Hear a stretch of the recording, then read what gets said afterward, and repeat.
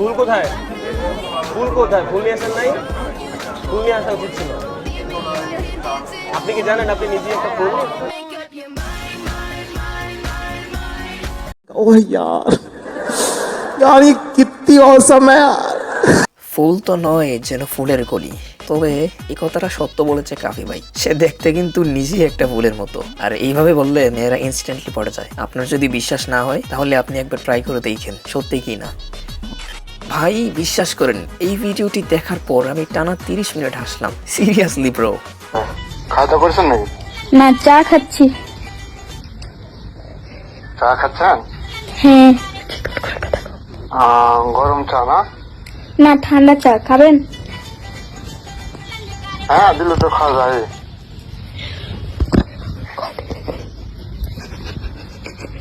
চা খাবেন নাকি? আসেন, খেয়ে যান। আলহামদুলিল্লাহ, যাক সন্তুষ্ট হলাম। এই যেটা বলছেন এটাই খাওয়া, খেলে খাওয়া হয় না। মানুষক মনে করেন মারলে মারা হয় না, ঠিক আছে? কথাতে মারা যায়। চা ঢেলে দিই তোমার উপরে। যে চা ঢেলে দিই।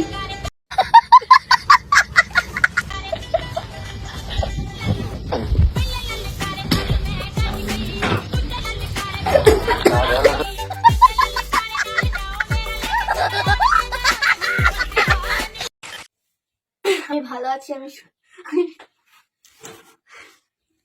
বলো হাইসা লাভ নাই তো, বলো বলো বাবার সঙ্গে কথা হয়েছে না?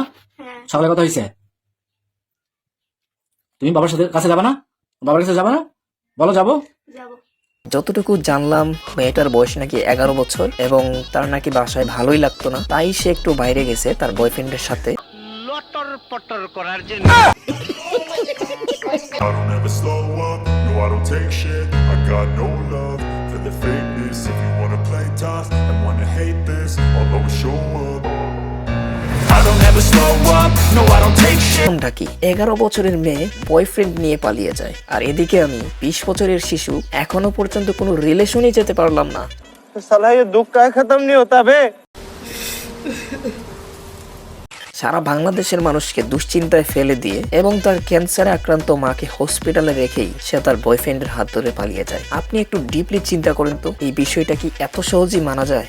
তোমায় পাবো না জানি, শুধু চোখের পানি। শোনা গো, আমার খুব কষ্ট যে বলো। এখানে এই ভিডিওটি দেখুন, যেটি দেখার জন্য আমি মোটেই প্রস্তুত ছিলাম না। এখানে স্কুল ছাত্রীরা বিয়ে করছে সেই স্কুলের দপ্তরি। বয়স কত কাকার? 65। আপনার বয়স কত? 15 বছর।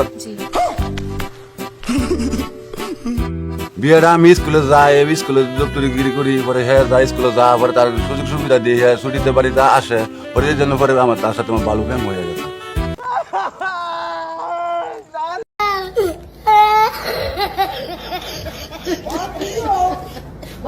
এই ভিডিওটি নিয়ে আমি বেশি কিছু বলবো না, শুধু এটাই বলবো যে যেটার প্রাপ্য তাকে তা বুঝিয়ে দেওয়া হয়েছে।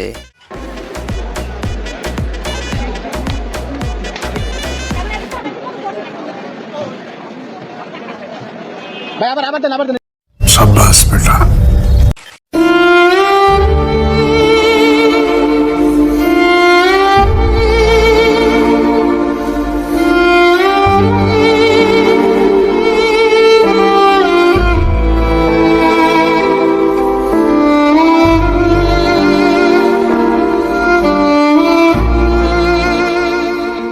ভাই তোর লাথিগুলো হয়তো বিড়ালটির শরীরে লাগছে, কিন্তু প্রতিটা লাথির আঘাত ওই মানবতার হৃদয়ে লাগছে। একটাবার জাস্ট একটু চিন্তা করেন, মানুষ কতটা মনুষ্যত্বহীন হইলে এমন হৃদয় বিদারক কাজ করতে পারে। আমি আজকে স্পোকেন ইংলিশের ফার্স্ট লিসন আপনাদের সামনে ইন্ট্রোডিউস করতে যাচ্ছি। Do you do, don't you do, did you do, didn't you do, will you do, won't you do, have you done, haven't you done, had you done, hadn't you done. Spoken English নাকি spoken English, আর এটা কি listen নাকি lesson? মানে ভাই ওকে class করাবে নাকি ও নিজেই ক্লাস করবে সেটাই বুঝতেছি না। স্পোকেন ইংলিশের ফার্স্ট লিসন।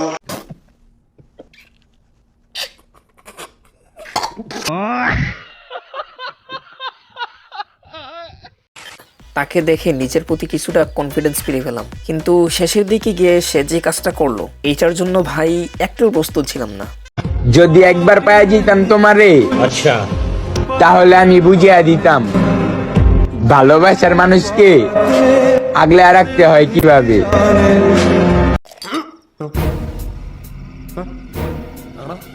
কিভাবে